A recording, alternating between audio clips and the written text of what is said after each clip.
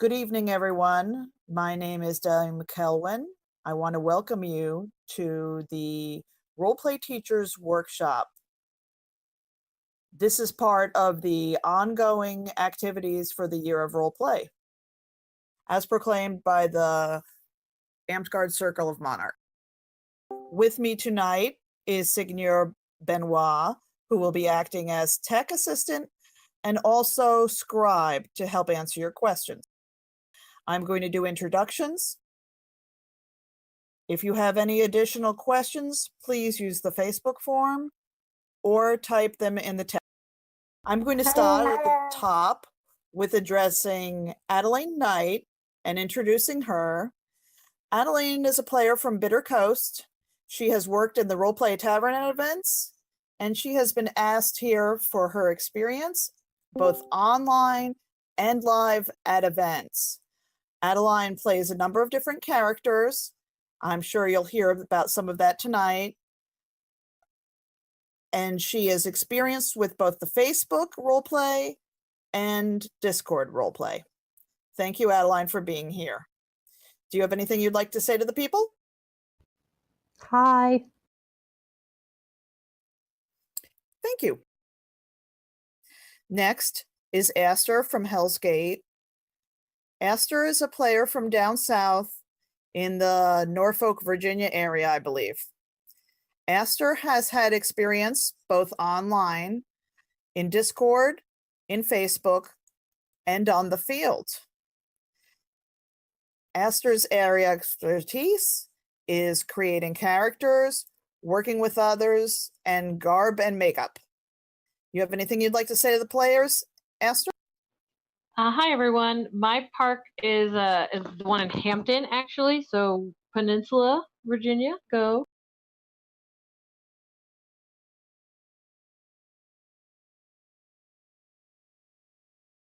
All right, next up, I'm going to introduce Bolgod, who I believe is a member of Black Flame now, or possibly Crystal Grove's Duchy. He'll tell us in a minute.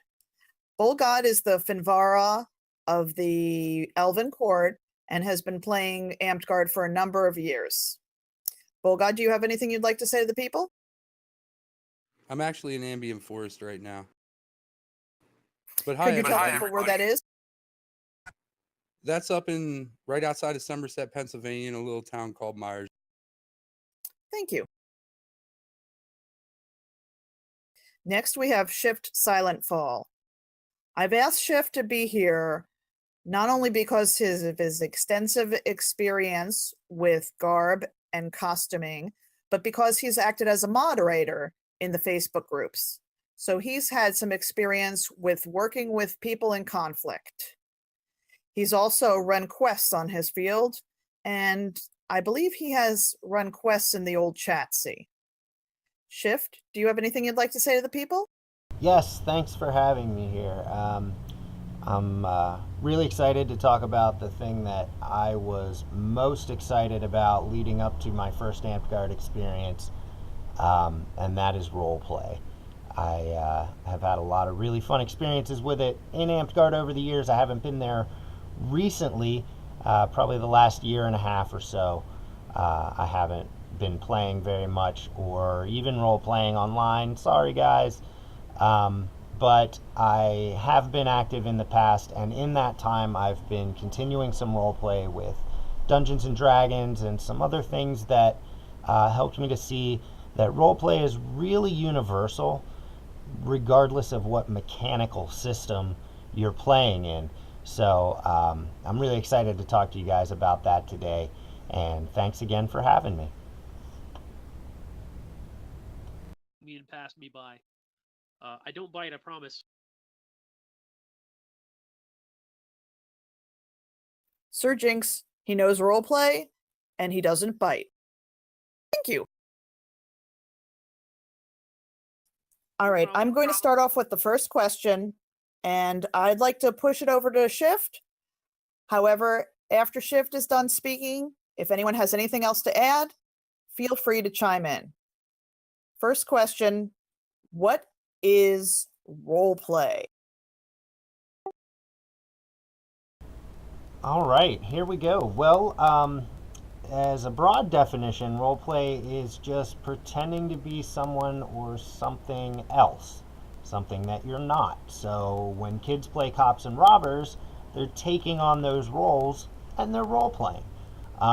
Lots of games that we play include some aspect of role playing, whether it's a video game where you're pretending to be a soldier running around a battlefield, or a tabletop role playing game like Dungeons and Dragons or Pathfinder or Warhammer.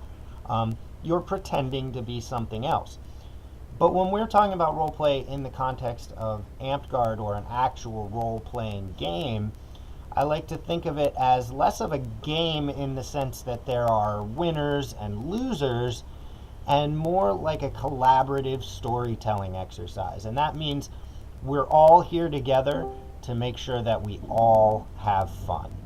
And I think that's kind of the foundation of what we're doing. We're trying to tell a good story by taking on the role of these fantastical characters. And making sure that we're all having fun doesn't mean that we're all our characters are just holding hands in a flowery field and everything's happy and great all the time. We're going to have conflict. In some settings, there might be a game master or someone who's in charge of the scenario that they will create the conflict or have non-player characters that are the conflict. But in Amped Guard, a lot of times the content is player created. It's just purely comes from the players interacting with each other. There's not a game master or someone taking charge of what's going on. So sometimes your characters are going to have conflict, but it's important that we remember we're all having fun here as people ourselves. So keeping that in the story and maintaining that we're still having fun outside of the story is pretty important. So conflict could be used as just part of the story as long as it remains in. Exactly. Even further than that, I think conflict really should be a part of the story. If there's no conflict, it's not a very exciting story. If everybody just goes about their daily business and everything goes great for the entire day, there's not much to read about. So yes, please use conflict in your stories, but keep it in your stories and don't let it creep out into your real relationships with other players.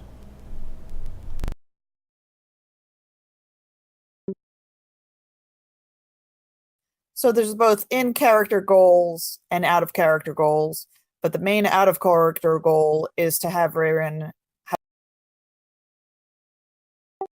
I think I agree with you there. At the end kind of got cut off, but yeah, no matter what your in-character goals are, your out-of-character goals should always be to tell a good story and to make sure everybody involved is having a good time doing it.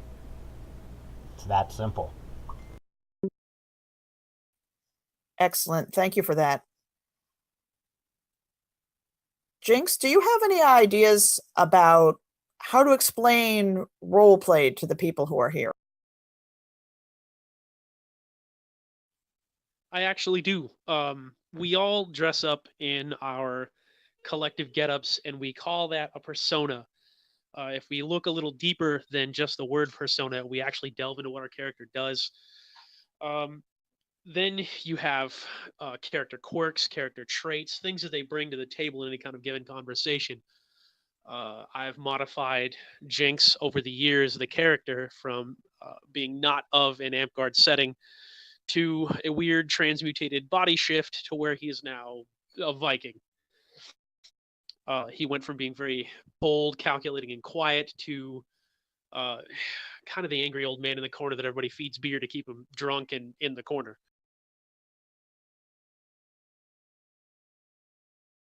And this works because of your out-of-character goals?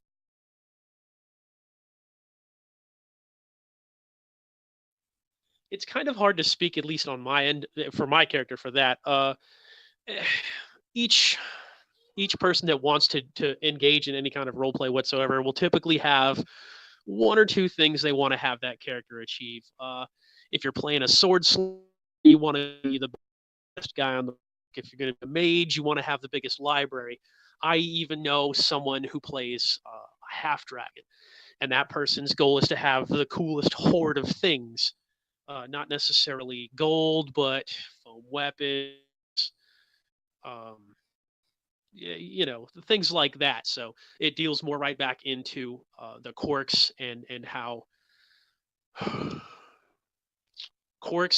it sort of relates to where you have a conversation with someone. If we speak with Kelwyn, it's a different conversation than when we speak with Callian, if that makes sense.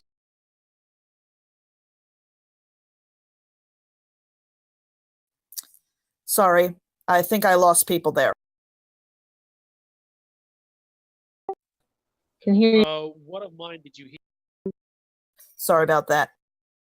All right, I'd like to go on to the next question, and that's regarding... Sorry about that. That's regarding online roleplay, Discord, and Facebook. Why would anyone do them? How is Facebook different from Discord? Who would like this question? I actually have quite a bit on that particular subject, face-to-face versus online roleplay, if no one else minds. I think Addie wanted to talk about I that. can also answer if you want. Why don't we hear from Adeline first? So the reason people roleplay online, like me, for example, is they just can't get to field much, and they want to still be a part of the game and know what's going on. The main difference between Discord and Facebook is how we do it.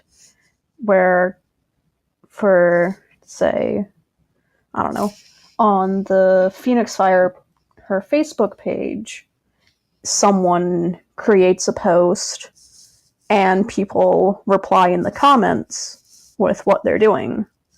And everyone, waits for whoever answered earlier. It's more like a forum-based play-by-post. Whereas Discord is far more relaxed, and it's more you hop in and out of different channels when you have time.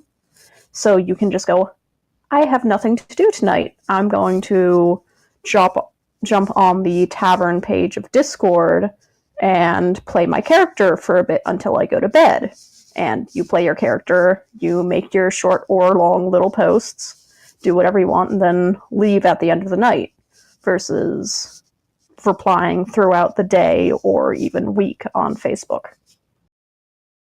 Well, that sounds like Discord moves pretty fast. Is that a problem?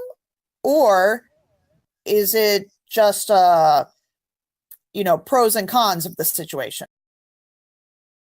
I mean, for some people it can move pretty fast. Most players on here, I think, will be pretty understanding if you need to, go AFK for a bit, and they'll wait for however many minutes you need. But, yeah, it can move pretty fast. So you could just let people who you were playing with know that you're away from the keyboard. Yeah, just say, hey, I'm AFK for the next few minutes. I need to, I don't know, go to the bathroom or something. And, if they're nice people, they'll just wait. What about on Facebook? If you're not responding to a post right away, do you need to say anything, or are people there more likely to wait? People are more likely to wait on the Facebook because it's Facebook. Things get lost in notifications. Maybe you're doing other stuff, and it's just slower paced on that forum. And you enjoy both? I personally prefer Discord, just because I have issues, again, with notifications on Facebook, but I do like both. Thank you. I wanted to get back to Jinx, who had something to say about online roleplay versus the field. So many moons ago, when I first picked up Vanguard, many moons ago in a galaxy far, far away, the big thing was when I started was role play on the field. Everyone did it. It didn't matter who you were. It was going to happen. Now, for some people, that's fantastically daunting because the pressure is on you right then, right there. You have to respond. You have to react, and some people don't do well with that. This lends into a play style of being online where you can take a step away from that pressure to really sculpt how you want to respond to something. You have a few minutes, whereas like Discord, depending on if you do voice chat or whatever, you typically have to have some kind of response. But again, it comes back to play style and how you want to. Well, I guess it more along the lines. It's a different pressure is really my biggest take on that.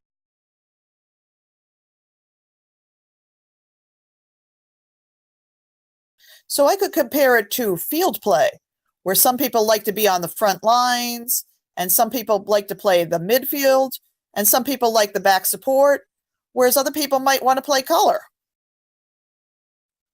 That's a really good analogy. Probably one that's easier to sort of relate to on a day-to-day amp guard basis. For newer, I've found for newer players that want to sneak into role play, so to speak, that kind of like want to sit there and watch for a few sessions. Away from the field on some kind of forum is usually the where to really.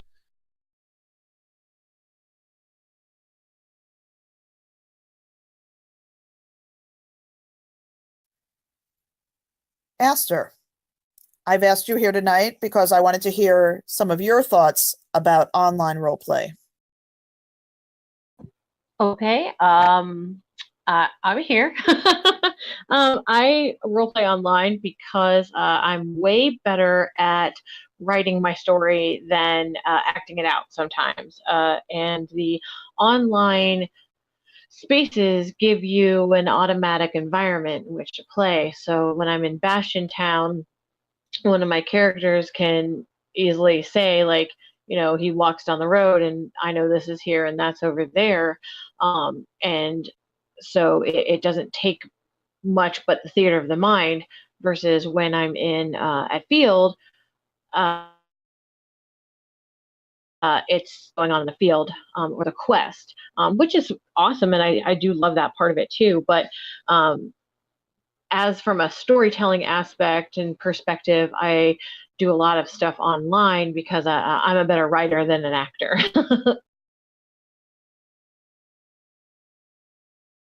I think that's a good point, and we heard a little bit about that from Jinx too, that you are able to craft your responses like a writer. In fact, it's exactly writing, which is something that can be used in real life as well. So my next question is for Bolgot. Bolgot, are you there? Yeah, I'm here. We've talked a little bit about communication, letting people know that you're stepping away from Discord, or just waiting because you're on Facebook and you realize that the forums there are in fact forums, and you'll just have to wait for a response and take your turn. Do you have any thoughts on communication for live acting roleplay? I think communication with live acting role play is really important, especially if you play a strong-willed or evil character. When you play a character who seems like it's dominating on the field, it's important to, off the field, show that that's not the person you are in real life. Separating your character from your persona is important. There's a lot of easy ways to do this, like just going out to meals after park, or in my case, I like to share drinks at events. I usually find these things make people warm up to you and not think that you are the jerk persona you play as a character. Some of the ways you can do this is by, if you know you're gonna say like, I just became Finvara. When I became Finvara, I knew I was gonna come in and be aggressive and be loud and kind of angry at the court at the time and at the Finvara at the time. So about a month ahead of time, I contacted her to make sure that she knew that this was nothing personal, that this was a character thing. I think it's important to go out of your way, either ahead of time or at the time you're doing something to somebody, to make sure that they understand that it's not something personal, but it's so you can progress your story. And you need to understand also that sometimes it'll happen back to you.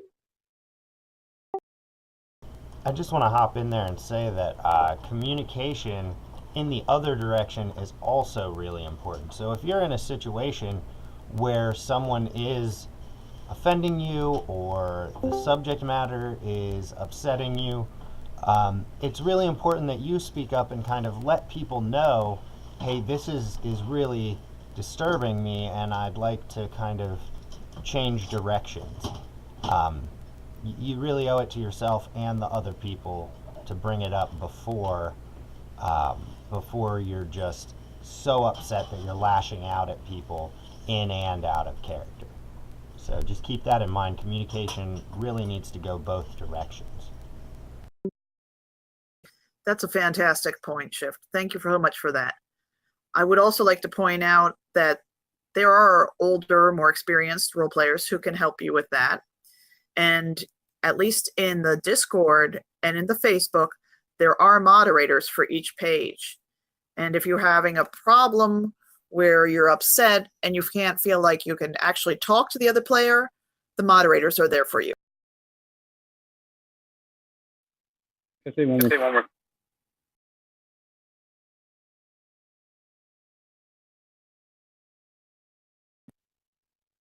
To Shift's point, it is important for us to communicate how we feel to each other as well, because the other person might not understand that what they're doing is wrong, or even if they do get it, you guys can come together and find a way to improve it so that it doesn't happen again. Because us growing as a role play society is just as important as us growing into a great storyline. Absolutely. Thank you for that. I'm going to transfer it to Benoit now.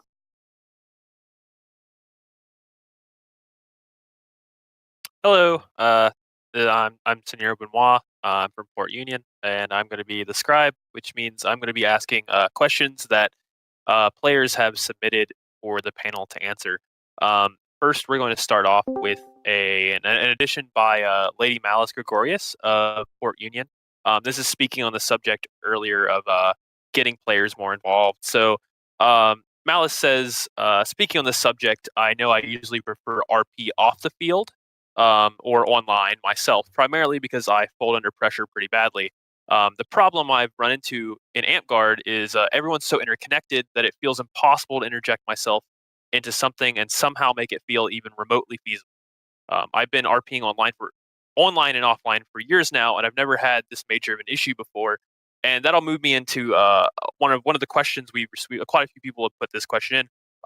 How can you guys or like senior members of the community get over intimidation that newer players are having and find ways to involve them in RP and make it a more welcoming environment for new people to slide into, as opposed to feeling intimidated and pushed out by more developed and well built interactions between players?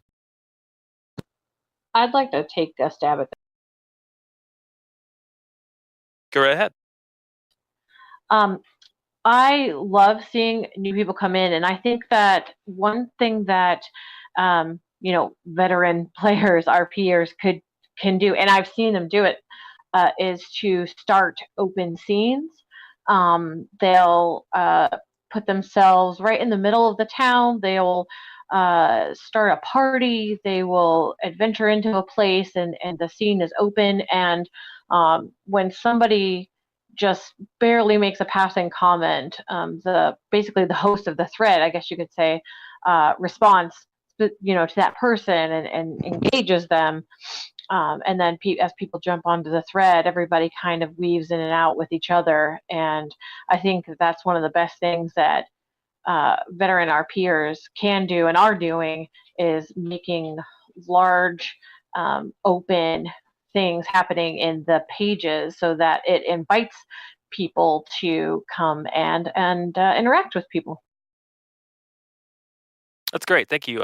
Does anyone else on the panel have anything to input on this issue of including newer players and getting them over the intimidation factor? I have some advice for on field. Go ahead. So, one of the things that I know I personally have issues with is I'm nervous and don't like walking up to new people and say, hey, what's going on? Find the people that are hiding in the corner and go and walk up to them and go, hi, how are you? Are you okay? Do you want to join into this scene?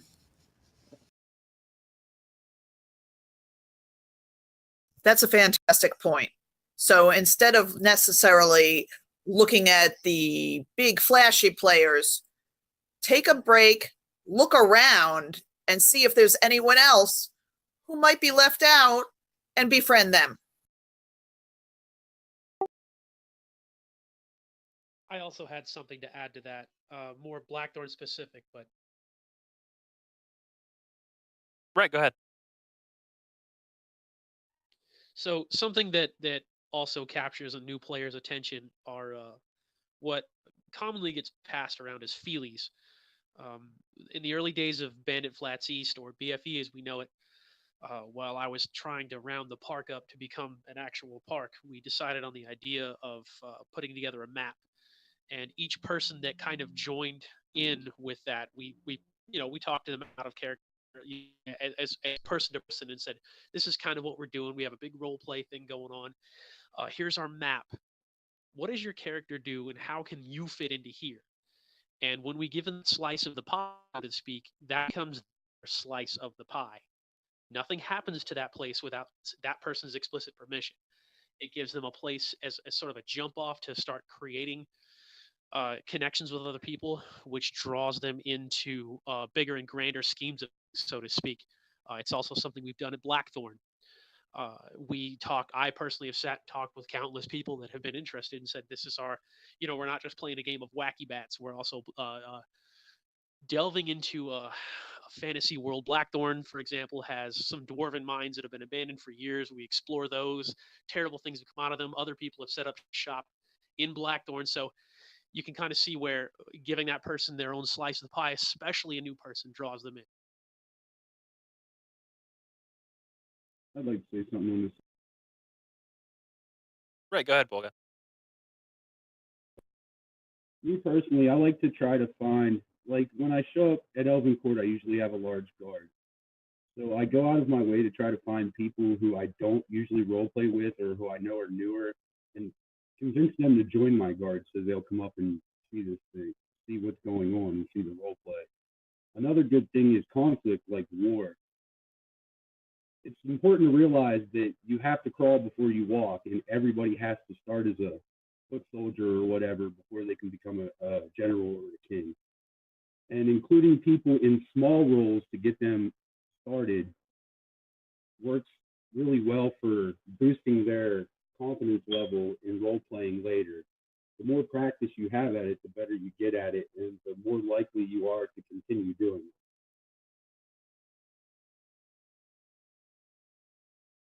That's great. Thank you. So our next question will be coming from Lord Vidrick, who from Rising Sun Station, who a lot of people know of as Goose. He says, "How much backstory is too much backstory? After I meet someone for the first time, I love their enthusiasm for RP, but sometimes it feels like they're giving me too much information for something they like someone they don't even know, like a complete stranger. So like how much is too much when you're making a character or when you're introducing your character to others?" Oh, please, may I take a shot at this? Go ahead. Um, So I come from a background of creating D&D characters and writing fiction and things like that. So by the time I actually brought my character into RP, I had her religion, her language, her backstory, conflicts that she had been in. Like, I had a Google Drive full of everything in the entire world because that's what I was used to doing, and it's way too much. And I have found that a good balance is knowing your name, your race, and your goals. And that's really the most important thing to have, because it allows for the flexibility for your backstory to sync with the other things that are going around or going on around you. I actually was really limited by how much backstory I had given one of my characters and retconned a great deal of it, because what ended up happening collaboratively was so much more exciting and interesting than what I had written about her by myself. So I encourage people to focus on what they look like, where they're, the land that they're from, and their goals. Is this person trying to fix a curse? Is this person trying to curse someone, or whatever it is? Just so thinking of what motivates this person, but also being open to meeting new players and experiencing things with them in a way that could add a lot more depth to your backstory that you didn't even consider. Thank you for that. Is there anyone else that would like to chime in on this? I'd like to say I don't think there really is such a thing as having too much backstory. You just need to know how to pace giving that information out. So you may not, immediately go with, hi, my name is, and I'm from, and I have this many brothers and sisters, and this happened to me, and that happened to me, and this happened to me, all in your first conversation. But having that backstory there to then draw on later when something relevant in the story happens, and you can kind of tie that backstory into conversation. Oh yeah, this kind of thing happened to me back when I was however many years old. Just knowing how to pace letting everyone in on your backstory, I think, is important. Right. So where do you think? So if you were going to introduce yourself to a newer character, like a new player, sort of like doesn't really have any idea of like ongoing story or what's going on at the kingdom level, how would you introduce your character to someone who's like brand new to the game? May I? Yeah, go ahead. I like to think of it as the classic small talk questions. Hi, my name's this, I'm from here. That sort of thing. Like, you only need to give them a very small amount unless they choose to poke and prod further. Are you asking if they like talk to us in person on field and we're in RP, or if it's like an event and there's like an RP tavern, or if it's online?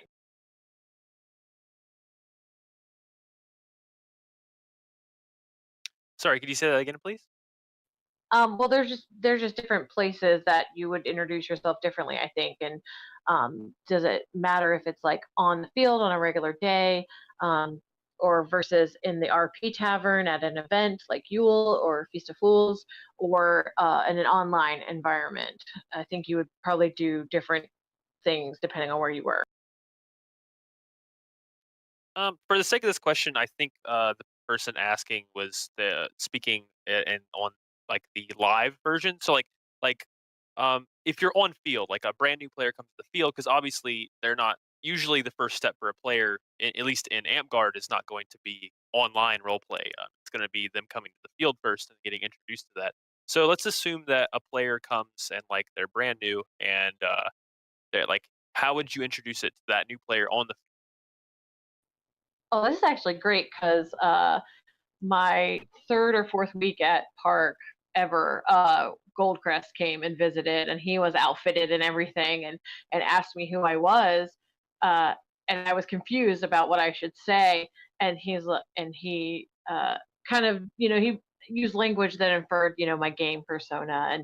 And I told him a little bit, oh, my name is Stravis, and I'm a bird person, and all this stuff. And he engaged me in conversation that was like relevant to parks and elves and things like that. And it made me feel very included, very welcomed, and I didn't have to tell very much. It was basically just, and he mentioned who he was and introduced his wife, and it was basically just like, oh, this is my name, this is where I'm from, this is my role in the kingdom, and this is what I like to do.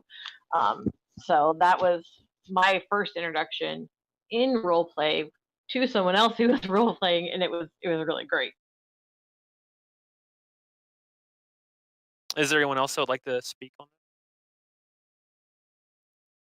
I know, I just introduced myself as normal. If you want to learn more about my backstory, you have to actually hang out around me and stuff. I'm sure over time I'll tell the old stories. But most of my backstory, when I came to AmpGuard, it was my first RP experience. So I started with just a name and a race and kind of built my backstory for there. Most of my backstory stuff I actually did in AmpGuard.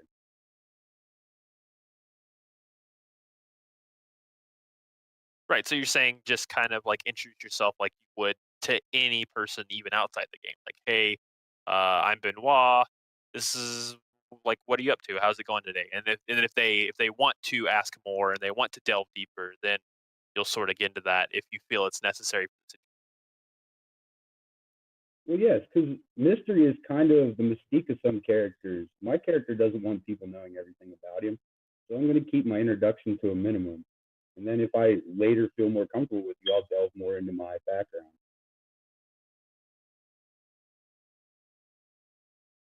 Yeah, thanks for that. Is there anyone else that would like to speak on this topic? Jinx, did you have anything to say on this topic?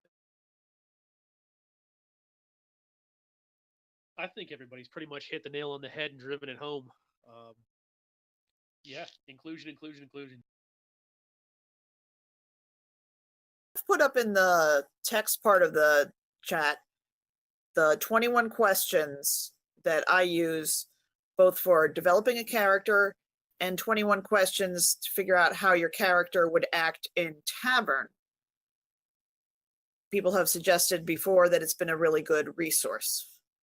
The more you know about your character, the easier it is to role play, the easier it is to just act as your character instead of yourself.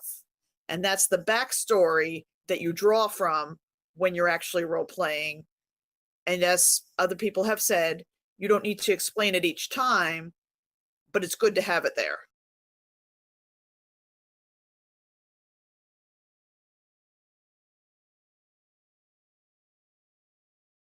Right. So go ahead, sorry. In my opinion, the questionnaires also help you determine what type of character you would be. There's some questions in them that kind of question your alignment and things like that. They make you think of situations that you might not think of being in, but are typical situations.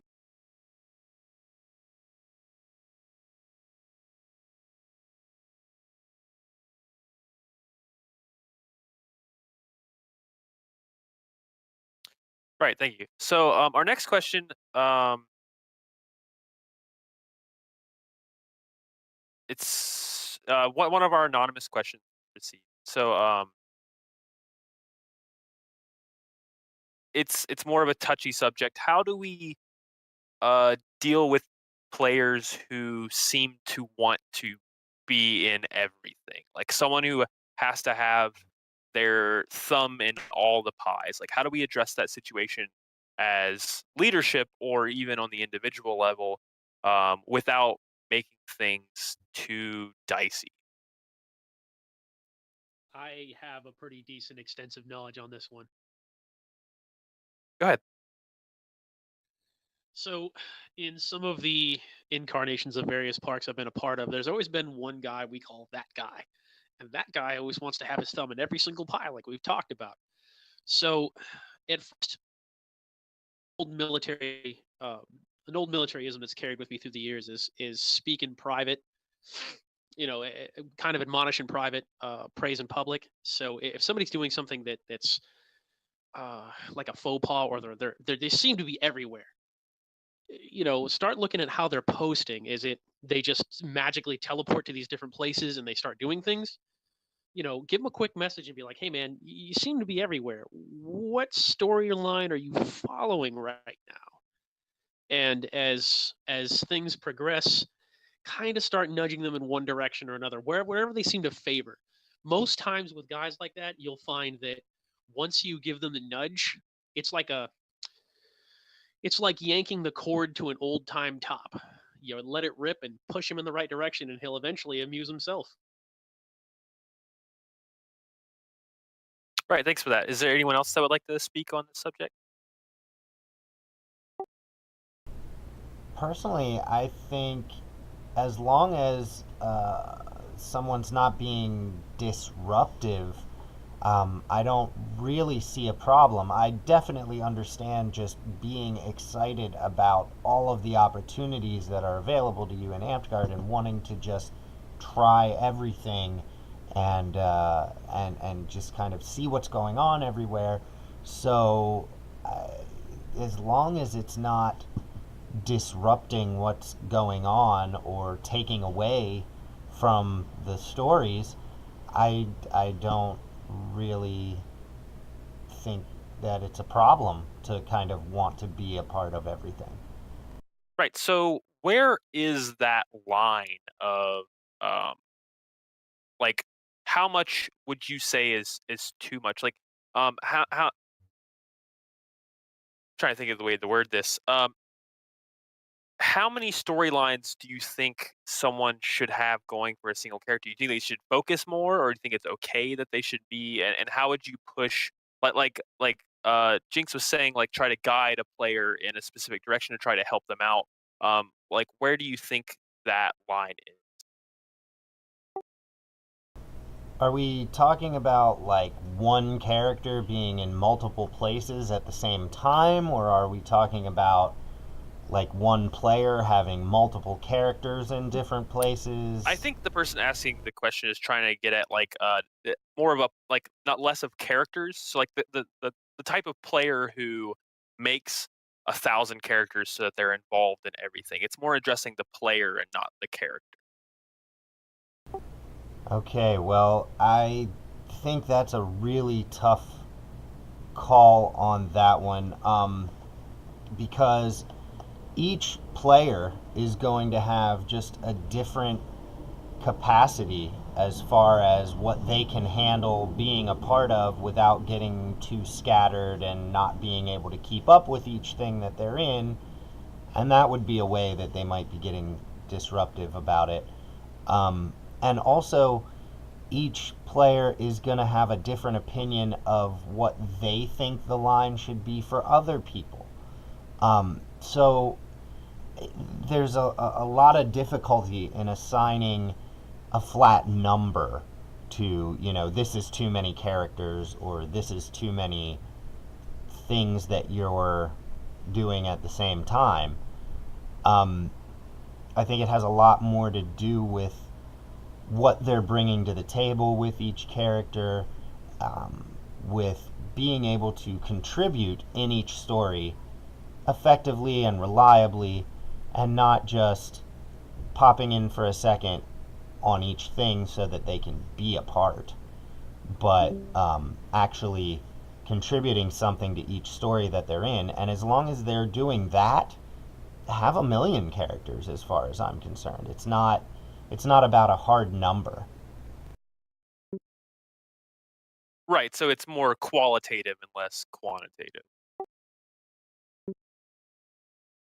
Is there anyone else that would like to speak on this before we move on to the next question?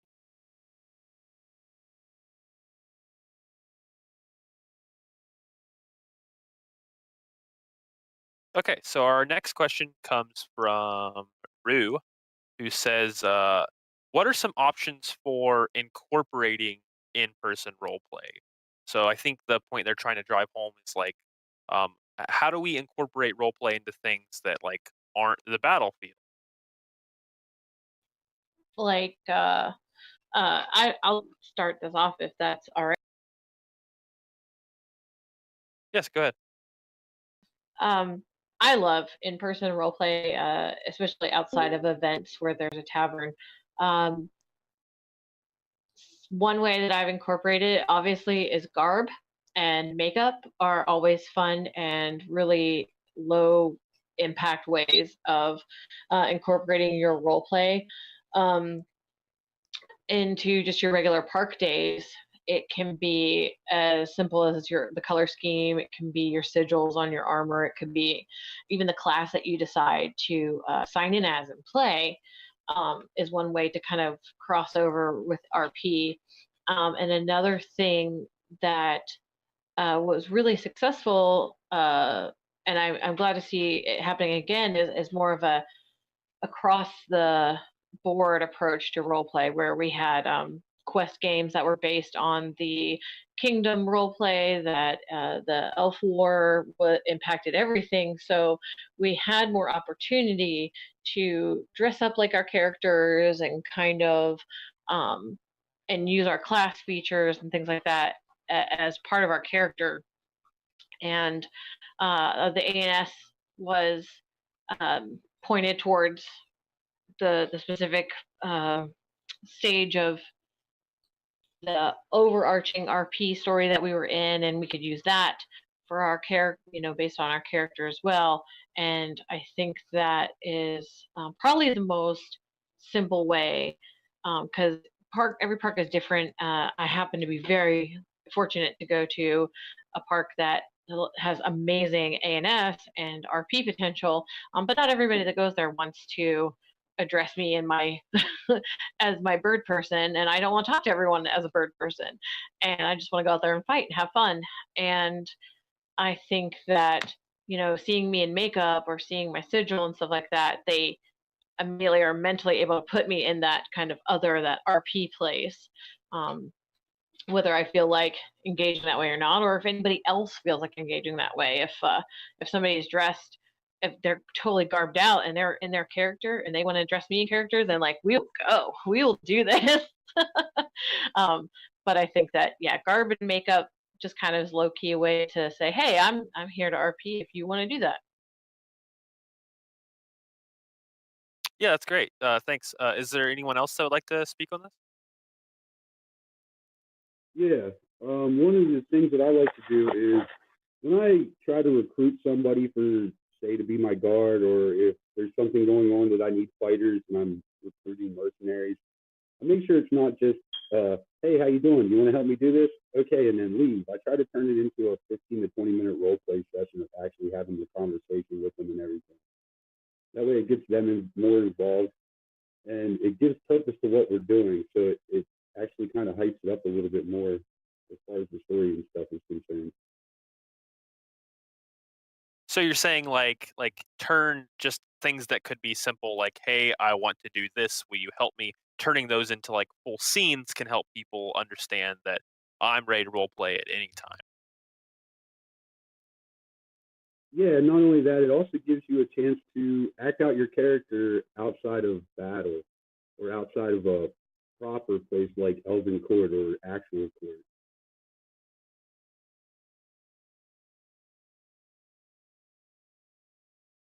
Yeah, thanks. Is there anyone else that would like to speak on this? Yeah, I guess I suppose I could consider myself pretty lucky that one of the very first times I ever went out to Amtgard, I had a player just come up to me towards the end of the day after the battle games were over and say, hey, do you want to do some role play with me? I mean, it might seem like a simple kind of duh type answer, but just going up out of character and saying, hey, do you want to try this out? It can be really effective. It was my first roleplay experience. It was really good.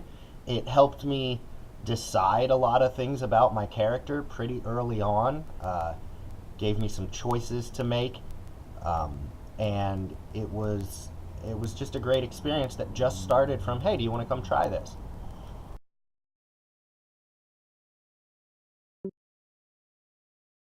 Right, yeah, so you're saying, like, sometimes we're just overthinking it, and it can be as simple as, like, "Hey, you, me, let's go hang out, let's do some role play stuff," and then, that's just it, like, you don't have to make it super complicated all the time, especially with new players. Exactly. Keep it simple. Adeline or, Jinx, do you guys have anything to say on this? Nope. I think we've nailed that, driven that nail right home. I nothing, and I'm a pretty wordy guy. Right, thanks. So that'll move me into, like, something,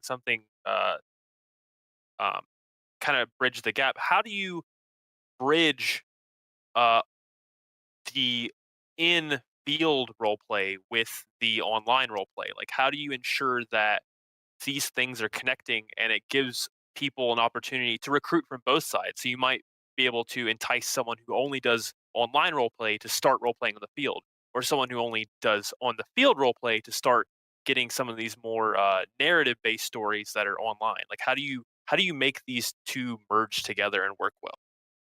Ooh, I got something for this one. Go ahead, Jinx. So, something that's worked at least in my neck of the woods. A lot of the guys that go on the field to do a lot of the physical role play, they don't get on the computer because of X, Y, Z reason. Insert reason here, and vice versa. Um, Something that's gone well with us, at least in Blackthorn, is we set up a long-standing, basically a long-standing campaign, as it were. And each time that we do something in the campaign, we would have a field game, and depending on how the field game went, we would have an online experience after that. Hey, the aftermath of X action is Y response. And it started to draw a lot of people into it, mostly because they didn't want to miss a beat. I'm a huge avid pro wrestling fan. And one of the things that caught my attention early on as a kid was, why did that guy just do that thing? Well, now I have to go find out why.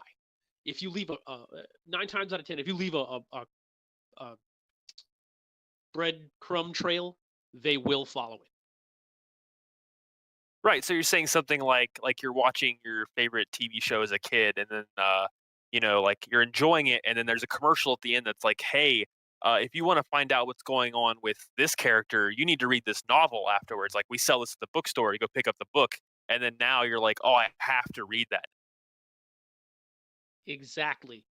A lot of the guys that, and it also works as a side tangent. It works also with a lot of the people that are afraid to fight or afraid to come out and fight. It also helps them to want to come out and play Amtgard with people, because I tell people that only like to do the role play part. I'm like, well, if you come out and actually do a thing, I'll set it up to where you don't have to worry about some of X, Y, and Z things that you're afraid of on the field. And that, oh boy, does that work. They get excited. They're like, "You mean I don't have to pretend I don't know how to fight, or I don't have to pretend I know how to do this thing." So sometimes leaving that that trail of breadcrumbs is one way to do it, and another one is to incentivize just showing up to do a thing. I've had people volunteer to be game objects before. My own son, if you've been to Blackthorn, loves to be the Greasy Goblin. Is one of the games that we play. You have to pick him up and physically carry him to the other end of the field, and he loves it. So things like that usually bridge the gap for role play and other aspects of the game as well, is what I mean. Yeah, thank you so much for that. Is anyone else that would like to speak on this topic? Yeah, I've actually got a lot on this one. This was kind of one of my primary goals when the roleplay tavern was really first starting to take shape and become a big kingdom-wide thing. So, one of the things that we did, I think it was leading up to the first Seven Cities, was it was a Seven Sins themed event. And so in the roleplay tavern, leading up to that, we did some little adventures and quests and dropped a few clues and kind of tied in some of those characters of the Seven Deadly Sins that were going to be at the event.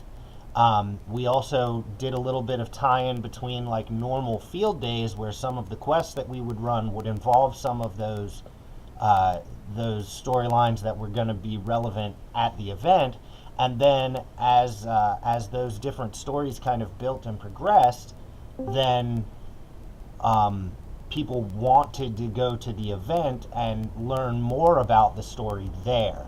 So it worked out really well to kind of tie together the online role play, the normal field day role play, and the event role play all into one nice cohesive bundle. Right. So you're saying sort of like the opposite of what Jinx is talking about, where you're leading up this story, and then now people want to see how it concludes. Like, instead of getting a taste of like the backstory characters, it's more like, hey, an army's amassing, and the only way you'll get to see what happens in this battle is if you're there to participate in. Exactly.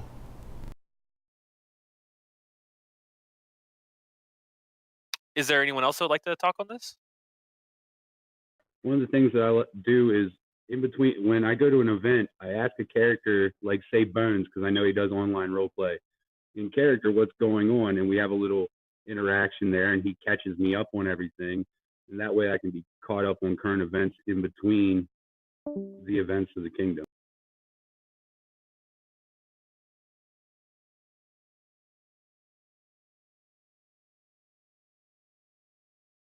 Right. So you're saying you're finding someone who can help you sort of like keep up to date on what's going on outside the field in order to like further role play online. So it's like it gives you a reason to, because you want to know what's going on.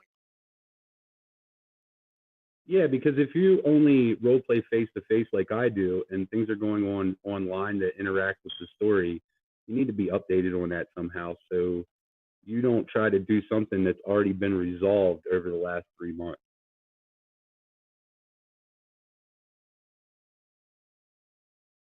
Right, right. So is there, Adeline, Aster, anything you have to say on this? I think it's pretty. I think this pretty well tackled it. Yeah, I've got nothing to add. Cool, thanks. So that'll move me into the next question. Following that train of logic, how do we facilitate role play between parks? So like not necessarily in the kingdom level, because obviously we have ongoing kingdom storylines, but how do I convince members of maybe neighboring parks to start role playing with each other and sort of get that going in order to maybe sort of build up some morale between two groups? I have lots to say about this one. I Go only ahead. have a little, so I'll go after him. Go ahead, Jinx. Okay, so as a quick shout out, there's a 3-park roleplay arc going on here soon. Blackthorn's Mid-Reign is coming up, and this leads me into what I'm about to talk about. We have Terminus, Bandit Flat Seas, and Blackthorn all coming together to do a small storyline arc that involves a bunch of stuff, a bunch of fights, and roleplay. The easiest way to get everyone in a park to want to go do something else, go beat up another park. Go out there, grab your gear, go play Amtgard at that other park. Call it an invasion. Bring hot dogs, chips, hamburgers, and I promise you the good times will roll. That other park's going to be like, hey, those guys came over to beat us up. I don't like that. Let's go beat them up. So they're going to come back and reciprocate, and they're going to want to beat you up on your home turf. So then after that, you get your park monarchy to get together, and maybe a few other people if they want to come in too. 9 times out of 10, they're just happy to beat each other up. You get all those parks together, you get a working storyline, and you get a crew of people that are pretty passionate about what you're doing. This sets the groundwork for tons of shenanigans. People start meeting other people, especially newer players. It's my biggest kick in Amtgard for the last, I'd say, 10 years, has been watching new players branch out and link up with other new players, and you watch these friendships form, and you watch them sort of become someone through just this small gesture. But that's the biggest thing that I found that's worked. My experience is not all that dissimilar, actually. My favorite tool is the Facebook group chat, and when I was Regent and then Baron, for people who were stuck in group chats with me can tell you that I was always trying to have some interpark connections, and would plan invasions. We would always support each other to go to if there's coronations and build on each other's quests in order to encourage people to garb up and do role play. And I found that the more people are in a place to participate in something, the more likely they are to role play as well. So the thing is, if you have an idea, whether you're in monarchy or an office or not, if you have an idea, you should tell somebody and get a group of people from any park that you want. Say, oh my gosh, I have this really cool idea that for this event that's coming up, we should totally build up and lead up with this. What do you guys think? And other people from other parks will be like, yeah, I will hype up my people because we've been talking about this. And just reaching out when you have the idea is probably like the most important step you can take. Like, if you're not an officer, talk to the monarchy of your park, because maybe something else is being planned and you can totally be a part of that. You can just, like, if you have an idea, run with it. And interpark connectedness is really fun and really great, and group chats for everyone. That's great. Thanks. Is there anyone else like to speak on this? Shift or Bolgod or Adeline? Yes, absolutely. I've got some very specific advice on interpark, not just role play but also attendance. But it is definitely also very role play centered. So, if you're having an event at your park, I would heavily suggest making there be a quest there. At a lot of the kingdom level events and the official things that have to happen, it's hard to have a quest when you have to run tournaments and you have A&S tournaments and stuff like that. So if you can find some kind of an event where you have the time to run a quest, that's the best time for this. You're going to want to have your quest have some NPCs in it. And when you're casting those NPC roles, you want to be looking outside of your park. Look to the people that you know are fun role players from other parks. I'm kind of assuming that if you're trying to push interpark role play, you've probably been around a while. You have a feel for how things work, and you probably know a couple of people outside of your park. Invite those people to be your NPCs. If we're talking about an event that doesn't have room for a quest, invite those people from other parks to be your judges, to be your Reeves in the tourney, or to write a battle game for the day or something. Try to fill as many roles as you can with people outside of your park. First of all, the people inside of your park are probably already used to always having to be the NPCs. The people that are good at it anyway probably end up being the NPCs all the time. Give them a break. Let them be player characters. Invite some people from other parks. That bakes in a couple of extra numbers you're going to have at your event, because those people are going to come. They're probably going to bring some other people from their park with them. Just having them cast in that role, they're going to be talking to people at that park about the event. People usually don't like to travel very far alone, I think, in Amped Guard, so they're likely to fill that car up with other people to help with gas and kind of make it more of an event for them on the drive up and back. So, yeah, fill every role you can with someone from another park, and you will start bringing those people to your park where they can interact with your people, and that just boosts the role play and just the cooperation in general between parks. Could I ask a follow-up question?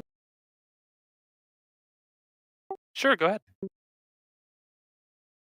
Shift, you mentioned writing a quest to bring people in. If I'm a player who's been around a while and I'd like to start writing quests, where do I go? How do I?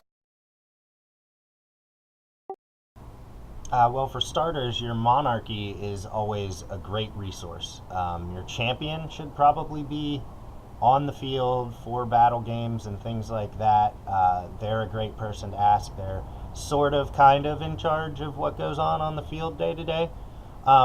If for some reason you're in a situation where your monarchy is difficult to get a hold of, or you're not quite sure who they are, that's kind of another kind of a problem that maybe we should address some other time. But if you're maybe not comfortable talking to them or whatever, look for who is running games and quests on your field. Whoever is already doing it would have a pretty good idea of who you need permission from or how you go about presenting your ideas. So just look around at the people that are already doing it if you have quests.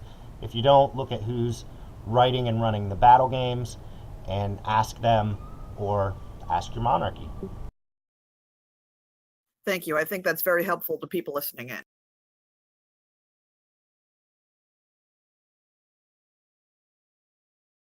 So, is there anyone else like to speak on that? One of the things I would add is when you're doing invasions, call other parts and try to get them on your side. Try to get them to join you in invading another part. Or if you're being invaded, call other parts to help defend you. Another thing is park pride is always important, like Jinx was getting at.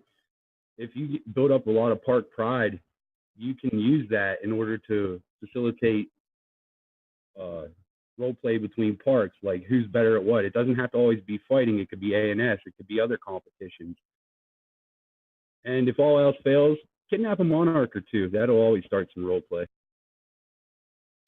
So you're saying, like, use the natural competitive nature of people to try to, like, make them role play more, like subconsciously, like they're just going to want to do better, and then they can filter that into like a role play aspect. Yes, pride and competition are great driving forces for people.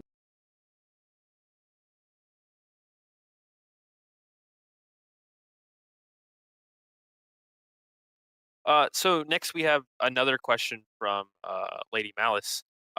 It's they say it's more like an RP specific oriented question rather than like mechanics of RP. It's with Amtgard specifically, what's the best way to handle something that isn't covered in the game rules? For example, like your character has some sort of special power or something that really the game mechanics don't handle.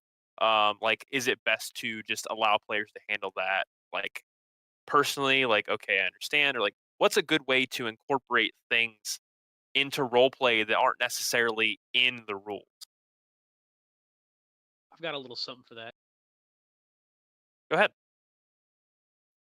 So we have stuff like this come up all the time. Well, as it's been noted to me by my loving wife, fluff magic. So somebody has the ability to prestidigitate, let's say, stuffed animals from a magic hat.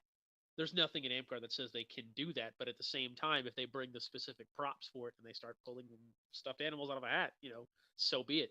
A, nobody's hurt by it. B, it's pretty balanced, as that's all they can do is the stuffed animal from the. I mean, end all be all. Make sure everybody's okay with it. Set realistic limiters for it and go nuts. I actually do have a character that can read minds, so I can answer that specific one. Yeah, go ahead. So the way I do it is any sort of power like that, make it a low-level power, so you can message the player of the character, say, hey, my character can do this, are you okay with me doing this to your character?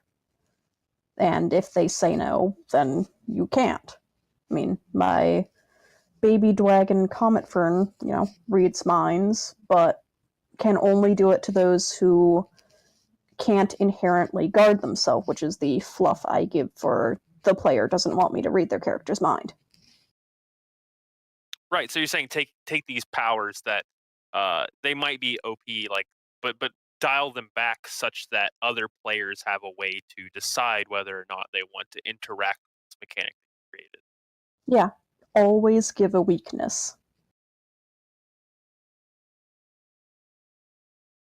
Is there anyone else that has an answer to this question?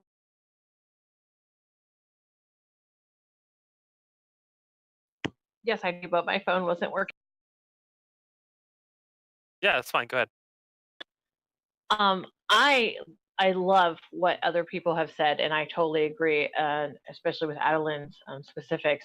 I have a character who is incorporeal, basically, and he can't carry things, and but he does do some kind of magics that are outside of Amtgard.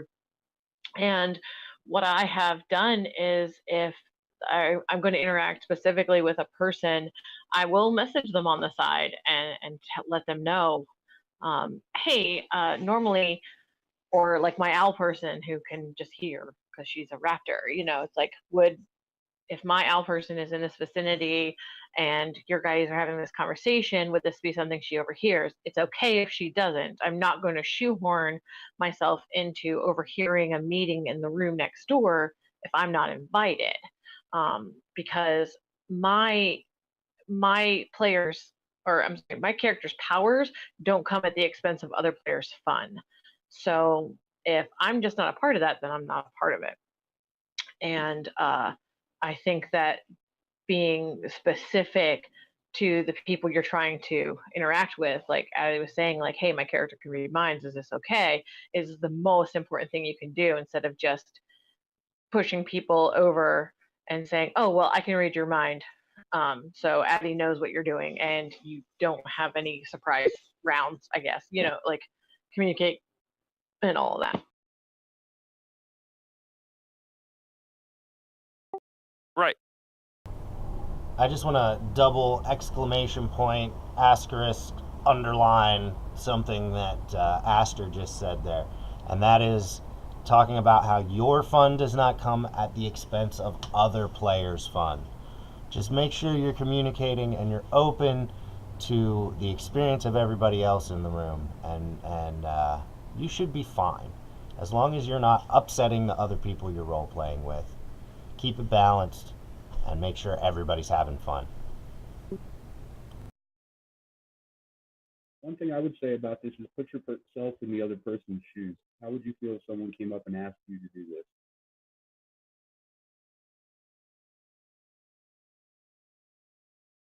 And then also think of how you would want them to approach you about it.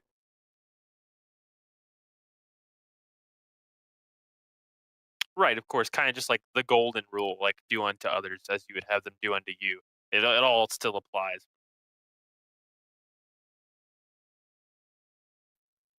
I just want to chime in here that the two people who mentioned having powers and letting other people get out of the situation, they both decided to contact the other player privately so as not to ruin the seamlessness of the scene for anybody who might be reading along or even for themselves. So communication is good, but they're also looking at as a writing craft. Right, thank you guys. So next we have another anonymous question. How do I get people to want to interact with my character? Is there something I'm doing that makes me hard to approach? So, like, what are some things you can do to help other players, maybe subconsciously, but make your character more appealing to interact with, and also, like, like what things make it hard? Like, what's the antithesis of that? Like, what are some things that are good, and then what are some things that you should avoid in order to make people want to interact? I've got a little something for this one. Go ahead. So, a lot of people, for a while, they called me the grumpy old man because of how I would role play online.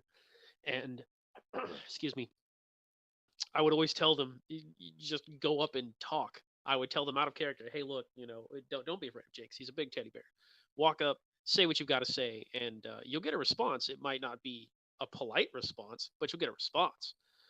And understand that, I heart you outside of all this role play. And for some of the things that you can probably avoid are what I like to call peacocking. I'll find the occasional, I mean, not so much anymore, but when I first started role playing, the characters that had to flout this whatever neat shiny trinket they had for the week, would be it a cool sword or it was their calling card that they used throwing daggers for everything. And oh man, avoid things like that. Don't scream for the attention. Make yourself approachable in different ways. So characters who value intelligence over strength, they're going to be drawn to somebody who looks like they can hold a conversation instead of me smash chair. Whereas um what's a good way to... So if anybody's familiar with comics, the Red Lantern Corps is my absolute favorite. Arden, somebody else who I talk with frequently, is a big fan of the Blue Lantern Corps. So we disagree there, but the big thing to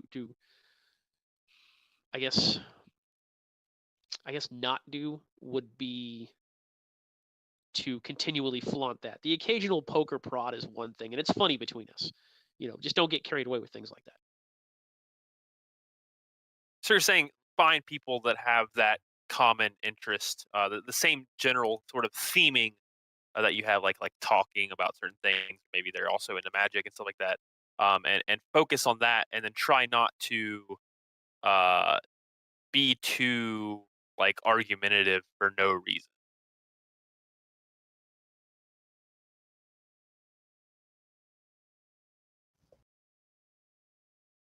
Is there anyone else that would like to speak on this? Yeah, I'd like to say a little something on that. I think we were able to kind of prepare a little bit here, and we got to see some of the questions ahead of time. And I think the way that question was actually presented, it said, how do I get people to want to play with me? And that part's a great question. And then there was another sentence added on there, something about they always leave in the middle, or something to that effect. And I wanted to kind of look at this in two separate parts. First of all, I want to start with the end there, that little tagline on the end that says, they always leave me. And that right there is a little bit of a red flag to me, because that kind of takes the responsibility off of yourself to create an engaging storyline, and it puts it on to other people. Like, these people owe it to me to partake in my storyline because I bothered to post it. And that's just not really the way it works. If you want other people to play with you, you're the one that has to find those hooks and those things that's going to draw them in. I got a lot of advice on how to do that too, and we'll get that to that here in a second. But yeah, you need to work on it. This kind of applies to everything we've talked about tonight. These are tips for you to help you be a better role player, and they are not tips for you to take and hold other people to this really high standard of, well, they said you should be doing this and you should be doing... No. We said you, and only you listening to us, should be trying to incorporate these things in your actions. You can't control what other people are doing, and that's not the point of this. So make sure you're taking responsibility that you need to be creating an engaging story. So that part out of the way, maybe I read a little more into that than was really there, but that's just kind of what it made me think of at the beginning. As far as addressing the actual question in there, how do we keep people role playing with us? How do we keep other players engaged in our stories? One big important thing that we can do is to start by listening. Find out what we can about those other players, and then try to use things we know about them to help write the story that's going to be engaging to them. If we know someone just loves to go searching for treasure, then we have a better chance of getting them involved if there's a treasure hunt aspect to the story we're trying to tell. Be descriptive. That's also really important. So you could say, I jump up on the table and hit the guy with my sword, which gets the job done. It tells people what's happened. Or you could say, with cat-like grace, I leap onto the table and unsheath my sword, swinging it in a smooth motion as it rips open his chest. And that just kind of draws people in a lot more. So being descriptive in your stories can keep people engaged. Also, giving people options and giving them some time to shine for themselves. If you just want to write a story where you basically dictate everything that happens to everyone in that story, that's great. Go write a story. That's not really what role play is. We got to remember that collaborative aspect. We're not just telling a story, we're telling a story together with other people. And you need to make sure there are those moments in your story where those other people can kind of shine through and they get to make a decision or take an action that's going to affect what happens. People want to feel a little bit of responsibility for consequence. They don't just want to be led through like they are NPC hirelings that you just needed a wizard along so they could cast this spell at the right time and then they can go back to their place in the line and watch the rest of the story unfold. Just make sure you're giving people that opportunity to shine in the areas they're strong at. Right. So you're saying so two things, like make sure that because like blank, I do this, I do that.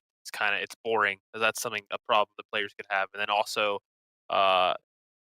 if you want people to interact with you, you have to you have to let them shine too. Like people want to show off what they have just as much as they want to learn what you have. Yes, exactly. Also, you have to remember it's like building a social network in real life. Your characters are actual people and they need to build social networks with other RP characters. And the better your social network is, usually the more likely you are to find people who will continue to roleplay with you. One thing we haven't touched on yet is online roleplay etiquette. Someone mentioned earlier open for a scene. Are there things people use like parentheses that people should be aware of?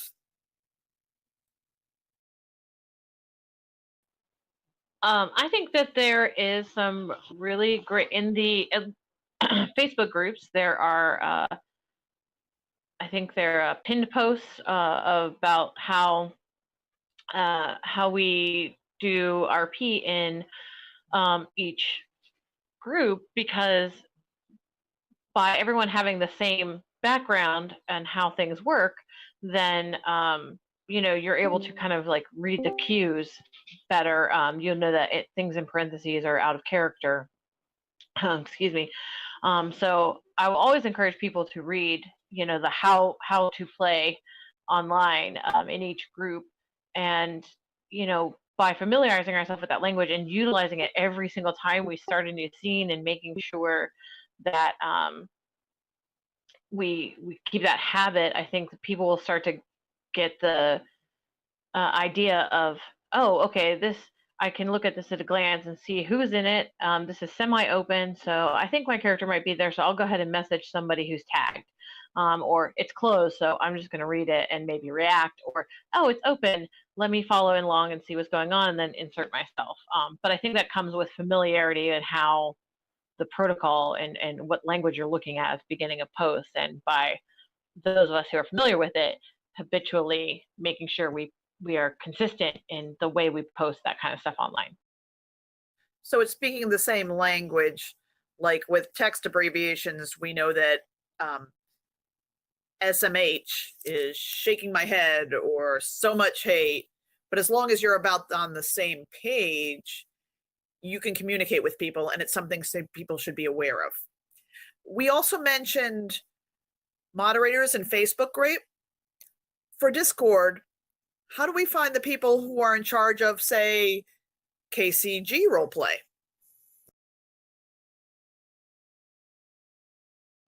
In other words, who's in charge of the Discord group?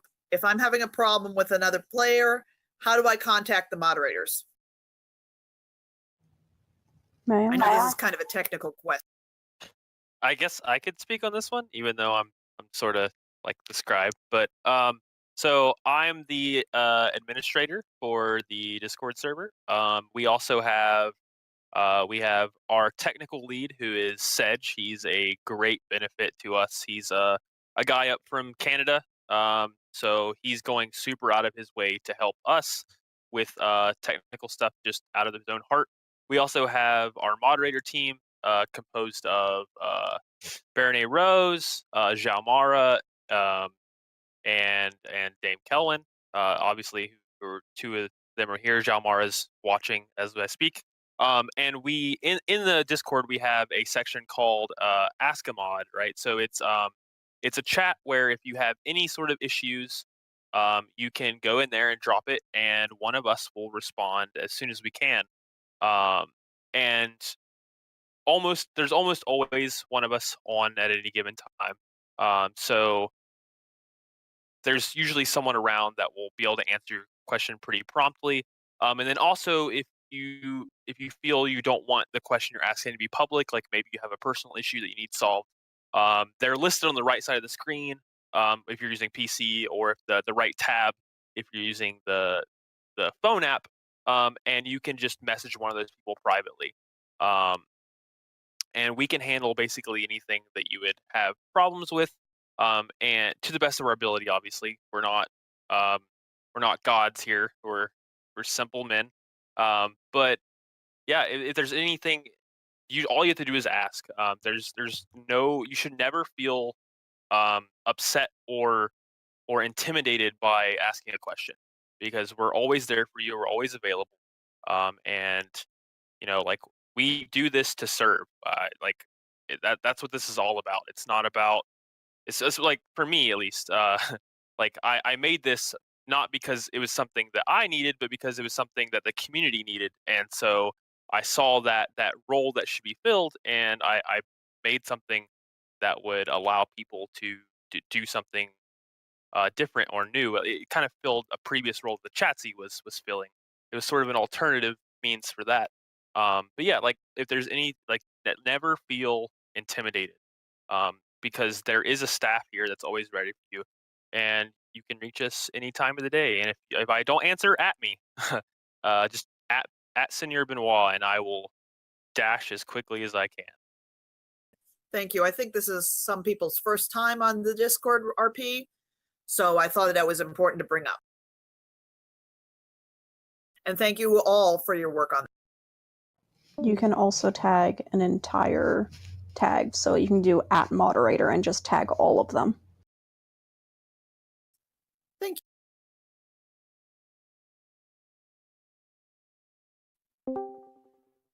So I'm going to ask another question while other people are thinking about their questions, and that's about character creation and development. I posted the 21 questions earlier. I know some people write a backstory for their character. What are some other ways to create a character? Maybe visual ways, or making a mixtape for a character? Does anyone want to chime in on that? Ooh, man, do I have some stuff. Same. I can go on for hours. I don't have stuff, but can I just point out that she said you can make a mixtape for a character, and now that's the thing that's about to happen. I outed myself. I'm really ancient. I mean, Oh, it's not that bad. You're just going to end up with a lot of ANS entries being mixtapes, and I'm not even sorry about it. True. We have 20 minutes. Start talking. Yeah, go ahead, Jinx. For me, it actually takes me about a month to really flesh out a character. If I sit down and do pen to paper, I go through everything. What motivates the character? What makes them live? What do they hate? What do they love? Who do they love? What's their family like? I roll dice for stuff.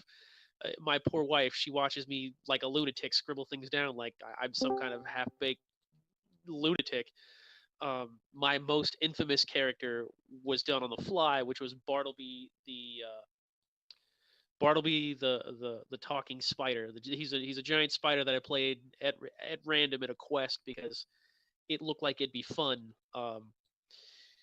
He was a quest idea. The guy running the quest was like, "We need a giant spider." Okay, I'll do it. And he explained to me kind of how it worked. And long story short, I worked off of one or two different ideas. I was like, okay, he's got an egg sac, so he's got kids, so he's a single dad spider. And at one event, he was threatened to be shoved through an attic, and now he has post-traumatic shoves disorder, which means that he's terrified of the spell shove. And he's been quirky in an elven court a few times, and I think even Kelwyn herself can attest to the hilarity.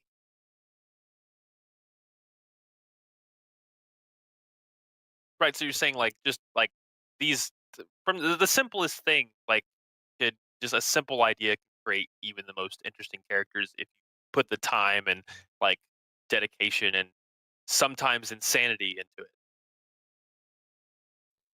Yeah, I enjoy when I do tabletop. I have funny voices for my characters.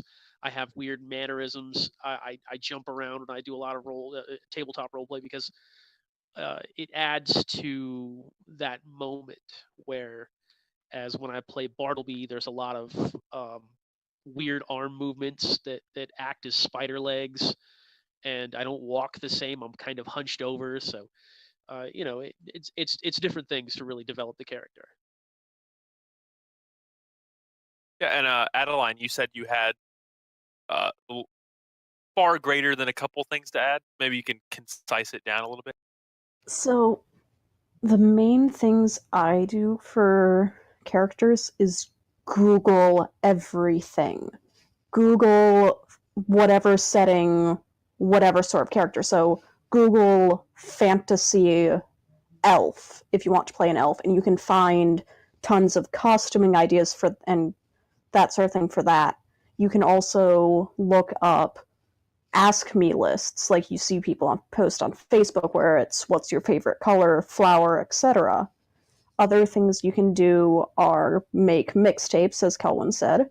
You can also, what I like to do is pick between 1 and 5 character traits to follow.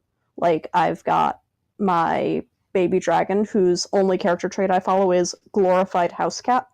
She just acts like a cat, but can breathe fire. Whereas my main character, Adeline, is motherly, mischievous, creative, and friendly. You can also give them 1 or 2 big fears. For example, Addie is afraid of fire. She just doesn't go near it. I'd like to give them 1 or 2 terrible things that have happened in their background. So, I mean, the reason for the fear for Addie is a dragon attacked her caravan and killed her little brother and best friend. So, there are just lots of things you can do.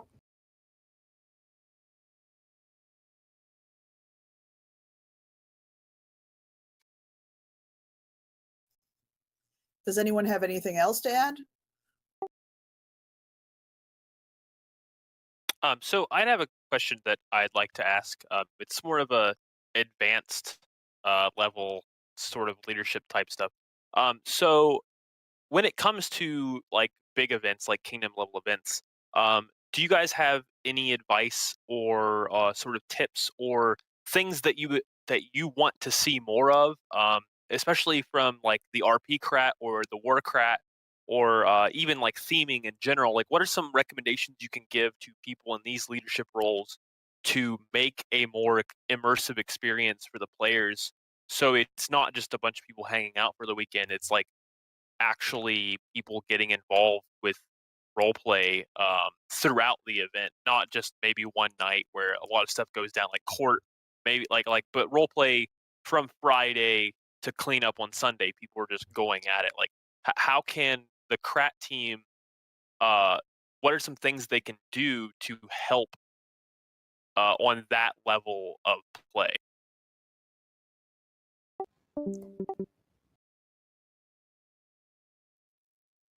I have a few ideas about this.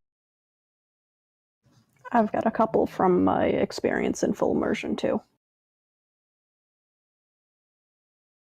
So go ahead. We'll start with Bolgot. One of the things that would help a lot is finding more role play things that are off the field. Things like the tavern. The tavern's great. But doing things like scavenger hunts or where you have to role play interact with a person to get an item that may help you later on, either in another part of a non-combat quest or maybe even in a combat quest on the field.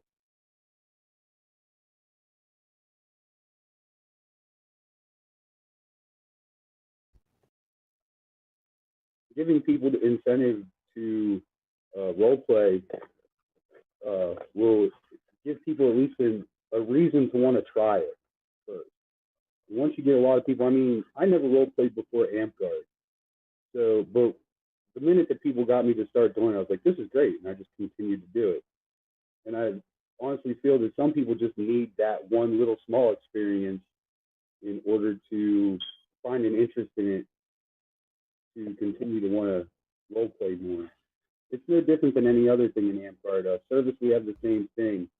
A lot of people don't realize they'll like service until they try it.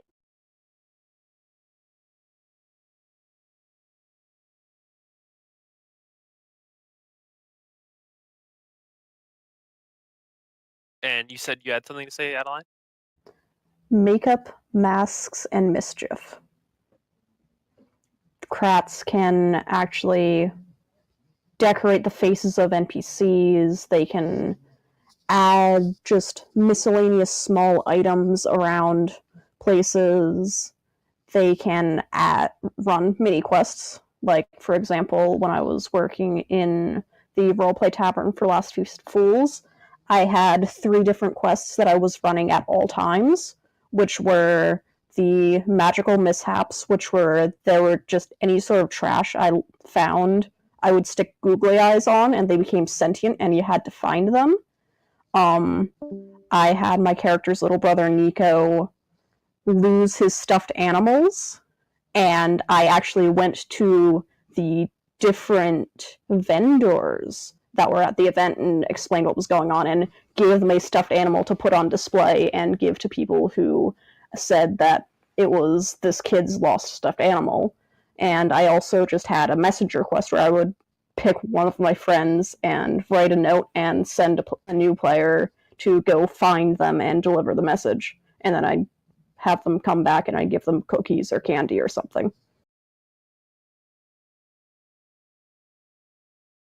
Right, great, thanks. Is there anybody else that would like to speak on this? Got something real quick. Yeah, go ahead, Jinx. Something else that my loving wife has brought up to me, Piper. She says to the surroundings is equally as valid. You know, use if you got woods, use the woods. If you've got a really cool looking creepy something cabin, you have something go on there. As far as the rest of it goes, yeah, bridges, any physical thing that you can use that you would find in a D&D adventure, go for it. I think the last speaker did wonders to speak to masks and shenanigans. It was a good one.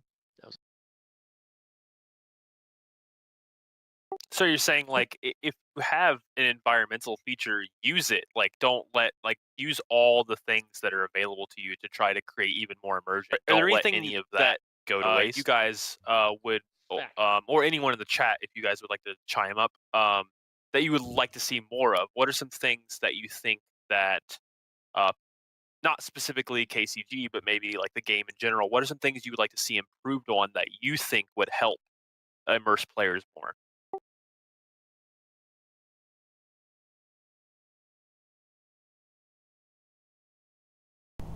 Definitely, if we're talking about trying to have immersion at events, it's possible, but let me tell you, it is not easy on a Krat level if we're just kind of putting the event in its bubble by itself.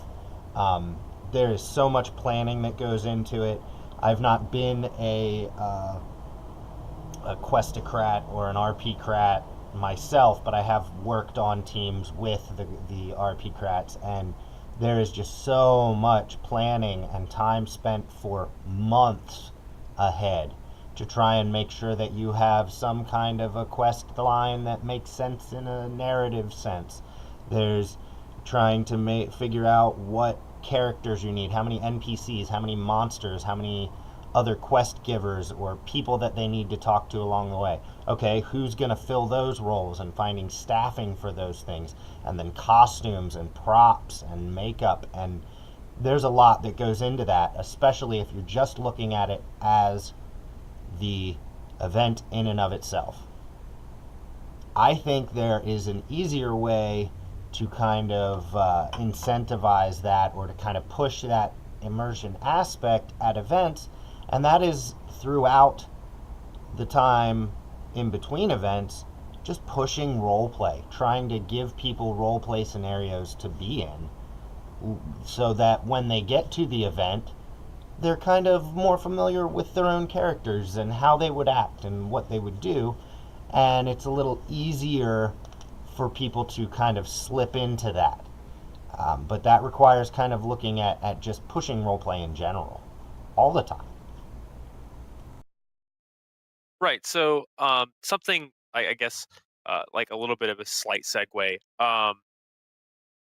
A lot of our events have specific themes, and like some of them are easier than others. Like the upcoming for Feast of Fools is going to be Ravnica, which is a Magic the Gathering setting, and it's very high fantasy. It's very easy to work into kind of the theme we have going in Antguard already.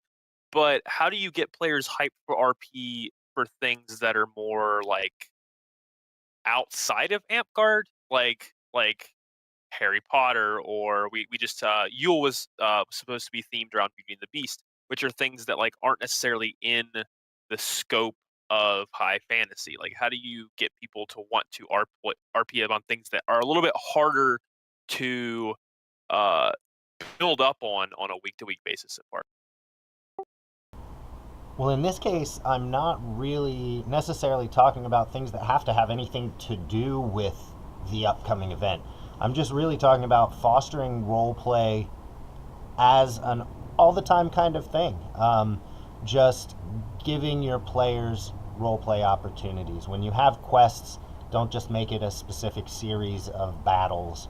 Give them some people to talk to, and have those people ask questions about them, and just kind of anything you Right, can so do you're saying that to it doesn't push necessarily have to RP be the theme that as you're a role playing. It's like normal just thing creating will an help you to environment get that immersion out in of which people. people are role playing more often means they're going to be more likely to do that at larger events.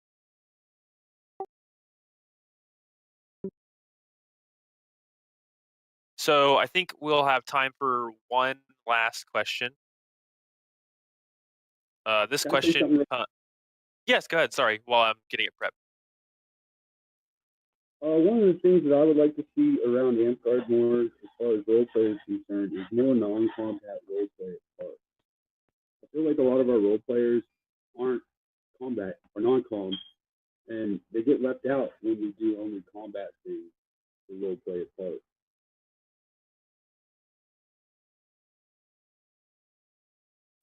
I couldn't really. Yeah, can you try it speaking closer to your mic, Volgod? You're cutting out a little bit again. Sorry, had it sitting weird. One of the things I said is I'd like to see more non-combat roleplay things at parks. I think that would help because a lot of our roleplay members are non-com, and it would give them something to do, and it'd also give them a way to build up. Maybe we could come up with a system where it would give them advantages in a point system or something. But offering some form of reward with it and giving them like puzzle challenges instead of combat challenges.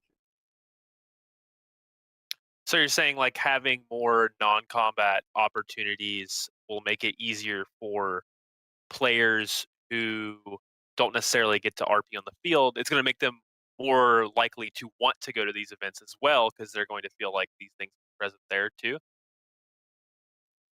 Yeah, not only that, it gives them more face-to-face time with role play, so it gives them more practice with it. Because I think practicing is important. I think it's one of the things I was kind of wishing we would touch on here was how you practice role play. So I just wanted to chime in that there is a color track that was posted on the Kingdom list and was run at Keep this year, in which they did non-combat quests and non-combat battle games. I'll go ahead and drop that back in the text. That'd be great. Thanks. So now we'll get to our final question, unless someone else would like to speak up on the last one. Okay, so this final question comes from Duke Arden, and he asks, uh, how do you promote roleplay online with people in a new campaign? How do you get players invested in a story without necessarily meeting in person? I find it hard to jump in with people I'm not super familiar with.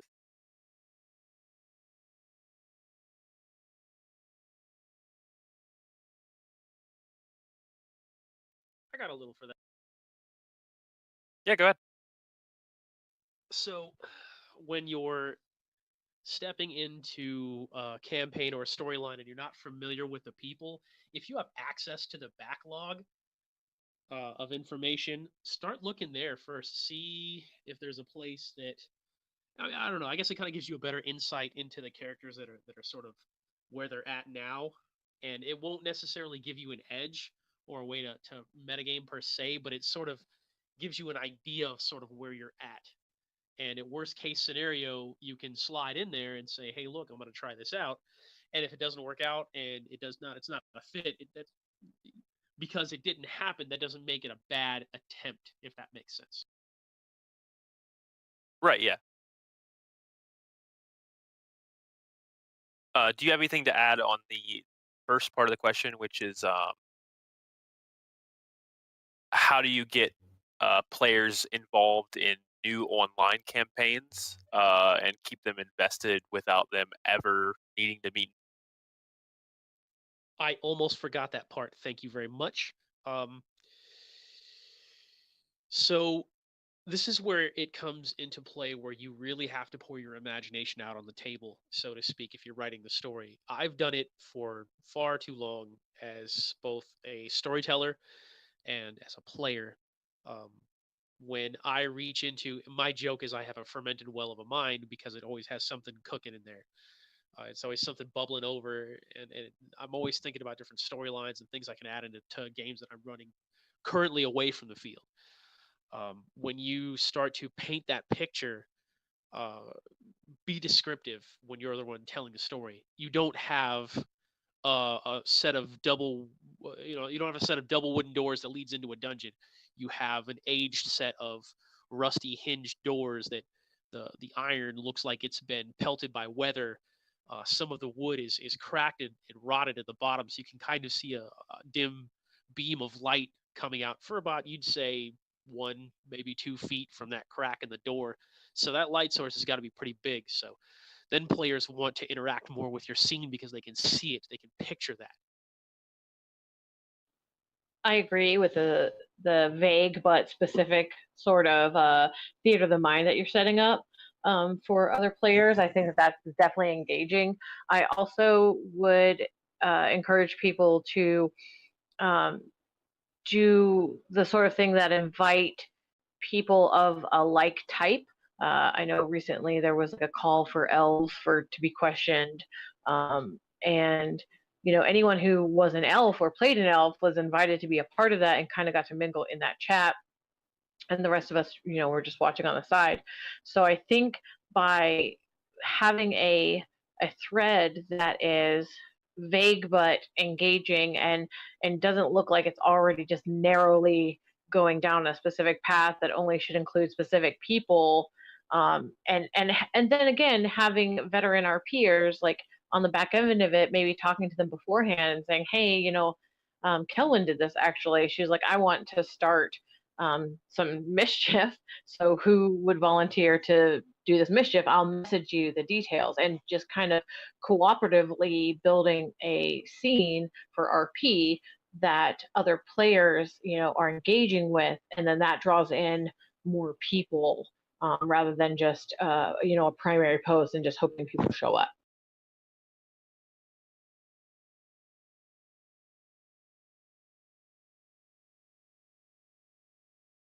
Right. So you're saying like just create posts that are more likely to just draw in large amounts of people, and then that sort of builds like people start talking about these things, and then you get more involvement that way. Right. And I think it was Jinx or Shift that said, you're building a social network in your characters as well as in real life. So even if I don't know the characters that are in there, if it seems friendly enough, if there's not a lot of back and forth between one or two people, or if the arena is big enough that I can engage with the OP and also other players, I'm more likely to join in even if I don't know them, because it doesn't feel like, well, why would my character even be there? And I don't know any of these people or their backstory, so I'm not even going to bother. I think that the one way to engage people who might not know you or have ever met you in real life online.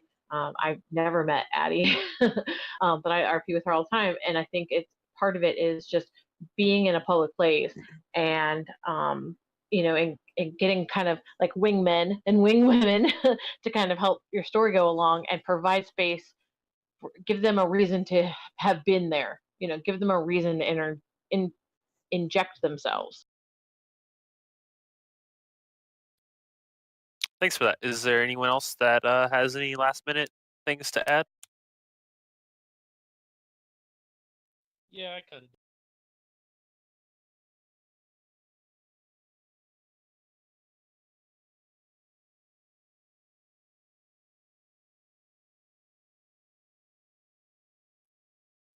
I kind of do. Oh yeah, sorry, Jinx, go ahead. So for the newer players who are looking to kind of branch out into that, sometimes just walk like, please, I implore anybody who's looking to get into anything, come find me. I look goofy, but I promise you, I'm a barrel of laughs. Come find me, and if you need help with role play or you need help with character development, come find any of us, and we are more than happy to come out. And I say come out, but we're more than happy to talk with you. I'll talk with you all night long. I'll talk forever, really. Something. So Sedge wanted to add something to this discussion. He said, "So for online, I find it depends on where you're entering into the story. If it's a brand new story with characters that you haven't played with, a fun way to get into the story that he likes to do is he makes rumors for the players to write down. One of them being true, one of them being false, and one of them being somewhat plausible. He says." This way, the other players will have something to talk about that's in the story, since I have played with characters that want their backstory to not be used unless they tell it to other party members. And with that, that was the last question. So I'll turn things back over to Dame Kelwin to wrap up for us. Well, thank you all for participating tonight. I'd especially like to thank our panelists, our roleplay teachers.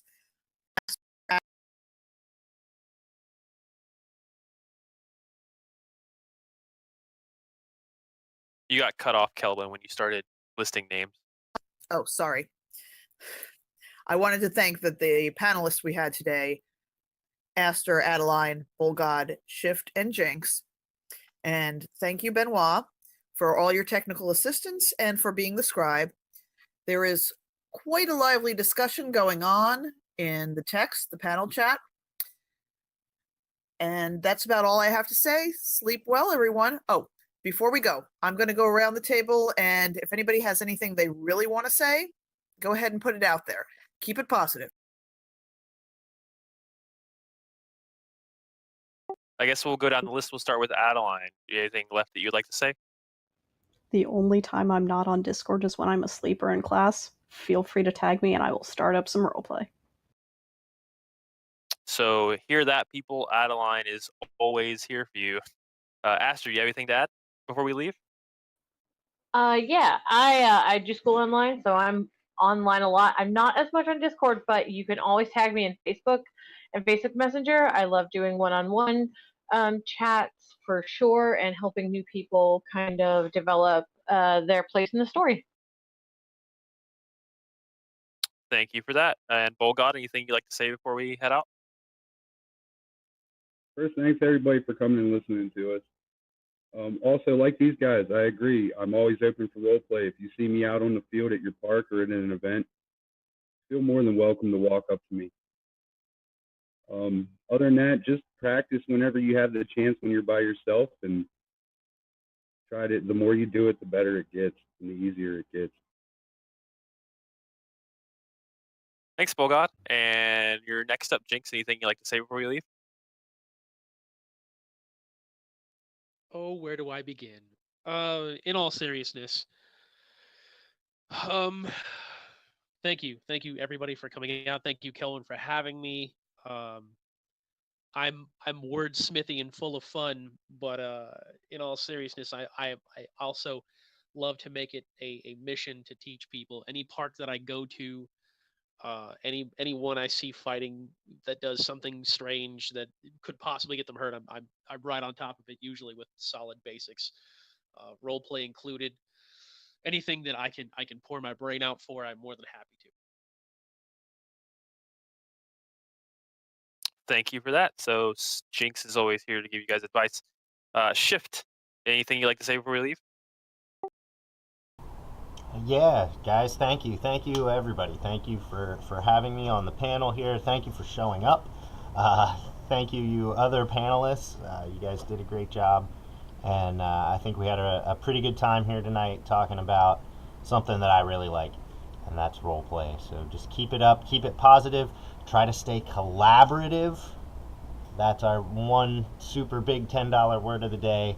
Work together, stay collaborative, and also keep it fun. Make sure your fun's not coming at the expense of anybody else's fun, and make sure that you are all in it together. As long as we keep those two things in mind, I think you'll be engaging to other people. You'll make friends that maybe will last beyond the RP stuff here. So just keep it up, guys. Keep role playing and have fun. Thanks again. Thanks, Shift. And I have pinned all of the resources that our panel members have shared. So you can go to the top right corner of the panel chat. There'll be a little thumbtack icon that'll have pinned all of the resources that our panelists have shared with you guys. And with that, we will be signing off. Everyone have a good night and keep on living the dream. Night, everyone. Good night. Goodbye.